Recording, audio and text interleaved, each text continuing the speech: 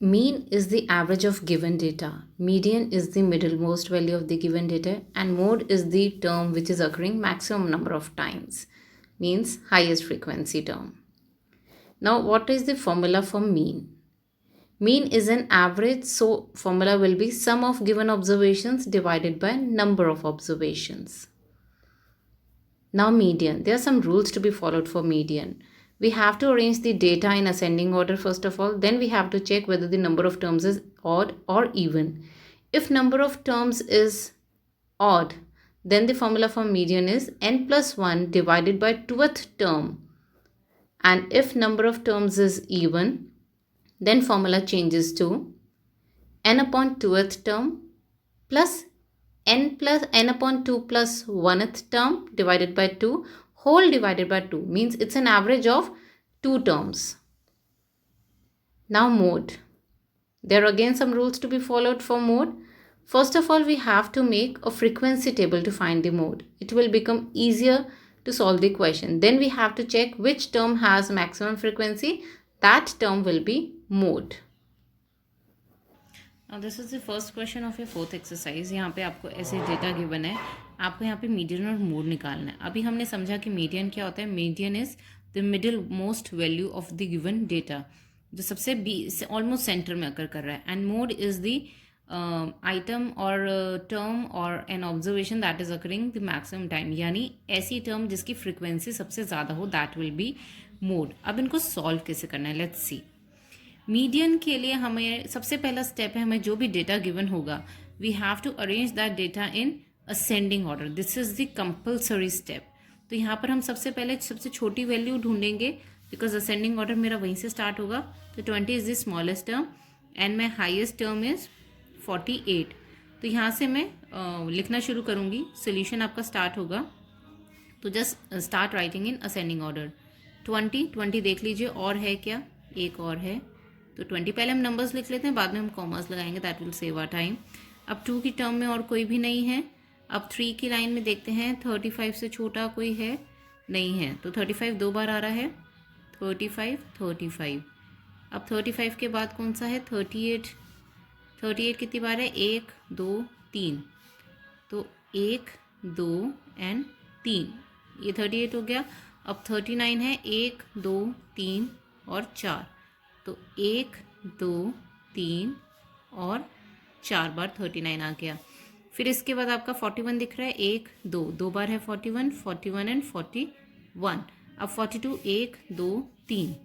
तो 1 2 और 3, 42 भी हो गया.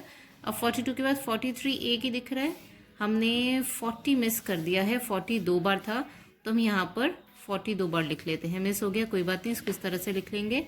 अब इसके बाद लास्ट में 48. अब let me count the number of terms.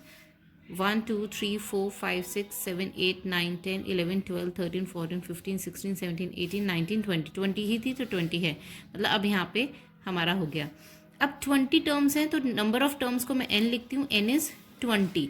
हमने अभी फॉर्मूला पीछे देखा, जब नंबर ऑफ टर्म्स इवन हो या नंबर ऑफ ऑड हो टर्म्स, तो क्या करेंगे. तो अब यहाँ पे नंबर ऑफ टर्म्स इवन है, तो मेरा मीडियन का फॉर्मूला बन जाएगा, median is equals to n upon 2th term plus n upon 2 plus 1th term whole upon 2. मतलब इन दोनों टर्म्स का हमें एवरेज कैलकुलेट करना है.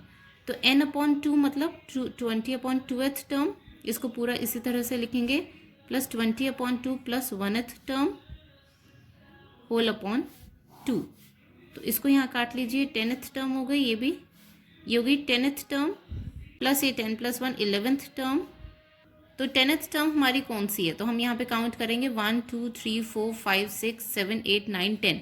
तो 10 हमारी 39 है, 10th टर्म हो गई हमारी 39 और 11th हो गई हमारी अगेन 39. तो 39 upon 39 whole upon 2.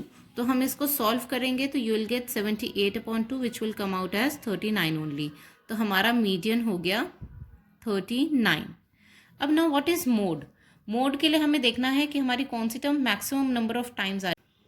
Now do the calculation of mode. हमें सबसे पहले फ्रीक्वेंसी टेबल प्रिपेयर करना है, बिकॉज मोड हमें फ्रीक्वेंसी चेक करनी है, तो it's better to write down in frequency table.